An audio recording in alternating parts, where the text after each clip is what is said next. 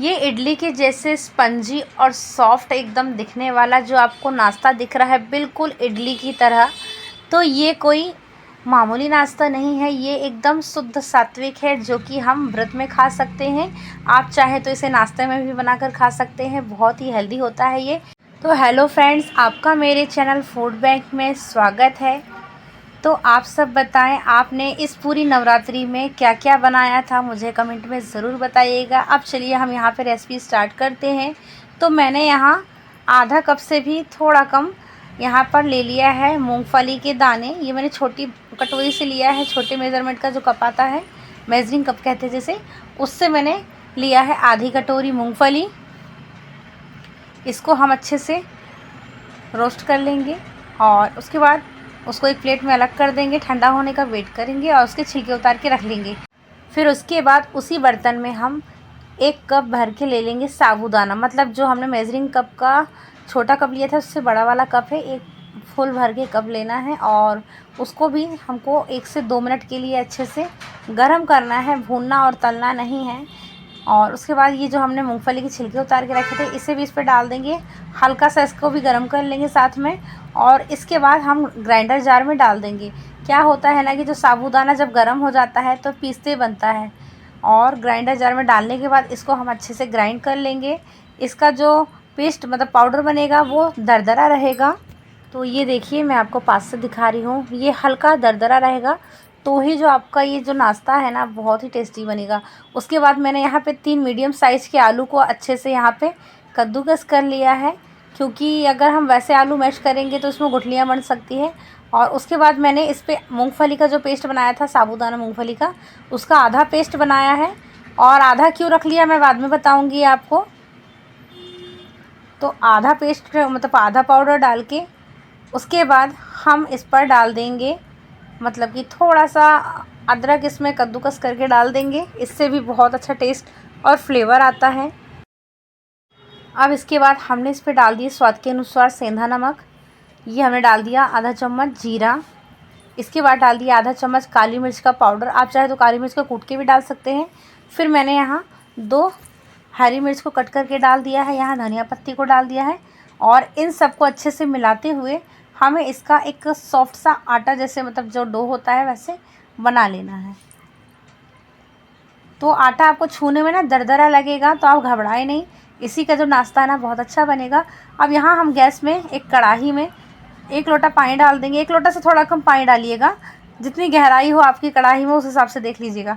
उसके बाद हमने ऊपर लगा दिया लीड। जब पानी अच्छे से खौल जाएगा तभी इसका मतलब इस पर हमको ये सारी चीज़ें स्टीम करनी है। तो यहाँ पर मैंने एक जाली में ऑयल से ग्रीस कर लिया है, हाथों में तेल लगा लिया है।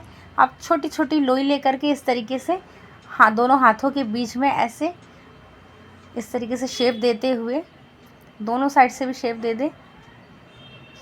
पहले रोल बनाएं फिर शेप दें। ये देखिए, आप कोई सा भी शेप दे सकते हैं, ऐसा ज़रूरी नहीं कि यही शेप दें। तो ये इसका नाम क्या है आपको मैं बाद में बताऊंगी, अभी आप बस ये रेसिपी को देखें। इसी तरह से आप सारे नाश्ते को मतलब स्नैक्स को इस तरीके से बना लें। मेरे मुंह से ना अभी इस रेसिपी का नाम निकलने वाला था। तो ये देखिए अभी कैसा है ये, और बनने के बाद कैसा हो जाएगा एकदम सॉफ्ट। तो ये जाली में हमने ट्रांसफ़र कर लिया है, यहाँ पे पानी भी उबल चुका है। अब इसके ऊपर हम इस जाली को फिट कर देंगे। अब इसके बाद ऊपर से हम लीड लगा देंगे और गैस की फ्लेम को आप मीडियम रखें, ना लो रखें ना हाई रखें, मीडियम पे रखें। और कम से कम 12 से 13 मिनट के लिए इसको अच्छे से स्टीम होने दें। अब यहाँ पर हम खीरे के दोनों साइड्स को कट करके इस तरीके से रब करेंगे। सुना है ऐसा कि शायद ऐसा कड़वा कड़वा निकल जाए, मीठा मीठा रह जाए, ऐसे बोलने से कड़वापन निकलता है। ऐसा होता है कि नहीं होता मुझे नहीं पता, बट दादी नानी और मम्मी लोग ऐसा करती थी और हमें बताया करती थी, तो बस हमें यही चीज़ याद है। तो आप लोग बताइए क्या ऐसा होता है, और किसकी दादी और मम्मी लोग ऐसा करती थी, मुझे कमेंट में ज़रूर बताएं। यहाँ हम सारे खीरे को इस तरीके से कट कर लेंगे और कट करने के बाद इसको हम डाल देंगे ग्राइंडर जार में। आपको पता है ये इससे हम क्या करने वाले हैं, इससे हम बनाने वाले हैं खीरे की चटनी। और ये देखिए ग्राइंडर जार में इसको हम यहाँ पर ट्रांसफ़र कर देंगे। इसके बाद ऊपर से डाल देंगे धनिया पत्ती, फिर इस पर डाल देंगे अदरक का छोटा सा टुकड़ा, और मैंने यहाँ पर ले ली है हरी मिर्च, तो मैंने 4 हरी मिर्च को बीच से कट करके डाल दिया है। और यहाँ पे मैंने 1 चम्मच चने की दाल को अच्छे से यहाँ पे रोस्ट कर लिया है। तब तक हम यहाँ पर अपने स्नैक्स को चेक कर लेते हैं। तो ये स्टीम हो चुका है। गैस की फ्लेम को बंद करके उसको अलग कर देंगे। जो चने की दाल हमने भून लिया था उसको अब इसके ऊपर हम डाल देंगे। चटनी बना रहे हैं जिसमें ऊपर से डाल दिया आधा चम्मच जीरा। उसके बाद हम इस पर डाल देंगे स्वाद के अनुसार नमक। मैंने सेंधा नमक का यूज़ किया है क्योंकि ये व्रत में खाने के लिए बन रहा है। और उसके बाद हम इस पर डाल देंगे 2 चम्मच दही।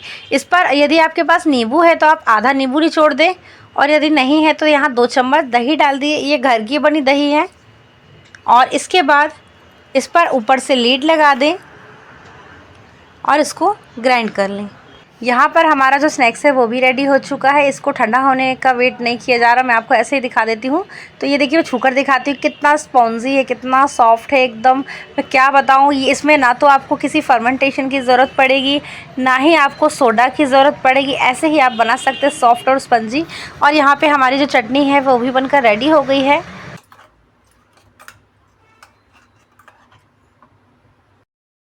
ये देखिए चटनी का जो टेक्सचर है कितना अच्छा आया है। कलर भी एकदम बिल्कुल ग्रीन है, इसके कलर में कोई चेंजेस नहीं आया है। और हल्की सी, बिल्कुल हल्की सी दर्द रही है, बहुत ज़्यादा नहीं।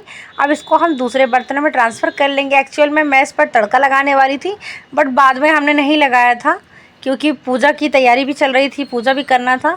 तो मैंने बिना इसको तड़के के ऐसे ही हम लोग ने मतलब पूजा में चढ़ा के खा लिया था। और यहाँ पर दूसरी बार भी हम यहाँ पे रख देंगे बाकी के। तो हाँ, आपको बताया नहीं, मैंने जो आधा मूंगफली का पेस्ट बचा के रखा था वो इसलिए बचा के रखा था ताकि हम दूसरी बार में बना सकें।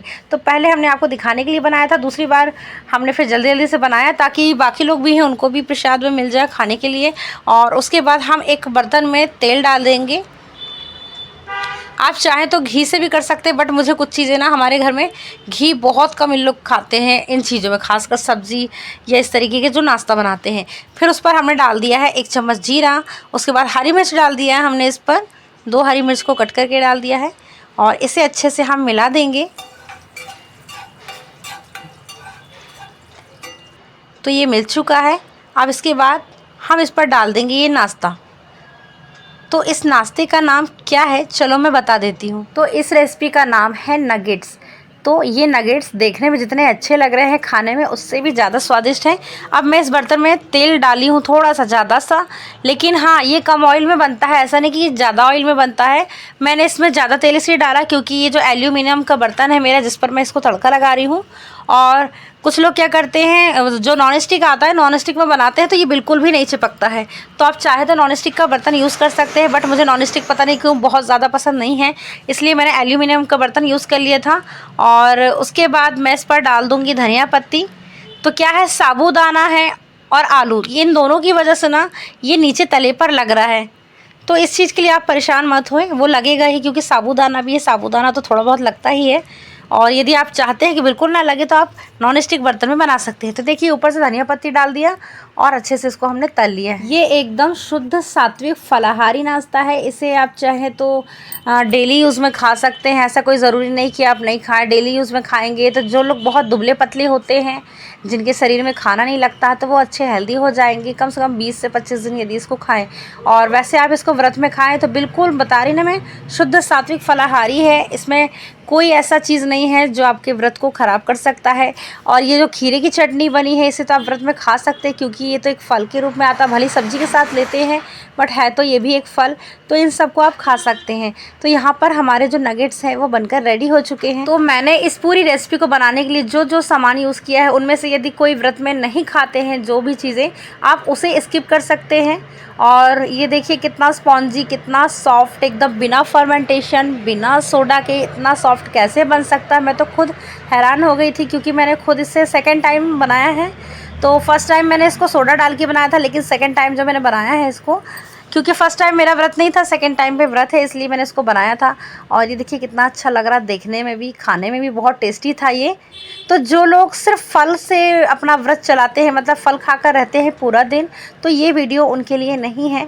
ये उनके लिए हैं जो फलाहार करते हैं रात में, तो ये वीडियो उनके लिए है। और आपको यदि आज की मेरी ये रेसिपी वीडियो पसंद आई हो ना, तो प्लीज़ मेरे वीडियो को लाइक शेयर कीजिए, कमेंट कीजिए और यदि आप मेरे चैनल पर नए हैं तो मेरे चैनल को सब्सक्राइब कीजिए, बेल आइकन को प्रेस कीजिए ताकि आपको मेरी रेसिपी वीडियो की नोटिफिकेशन टाइम टाइम पर मिलती रहे।